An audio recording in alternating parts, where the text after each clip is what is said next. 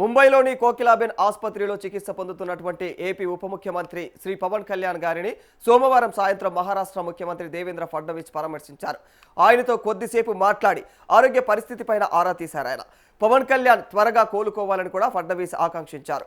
కుడి భుజం నొప్పితో బాధపడుతున్నటువంటి పవన్ కళ్యాణ్కి జూలై 11న కోకిలాబెన్ ఆసుపత్రిలో శస్త్రచికిత్స నిర్వహించారు. మరిక రొటేటర్ కఫ్ టెండెన్లు దెబ్బతినడంతో పాటు భుజం ఎముకలో ఫ్రాక్చర్ కావడంతో ఆపరేషన్ చేయాల్సి వచ్చినట్టు తెలుస్తోంది.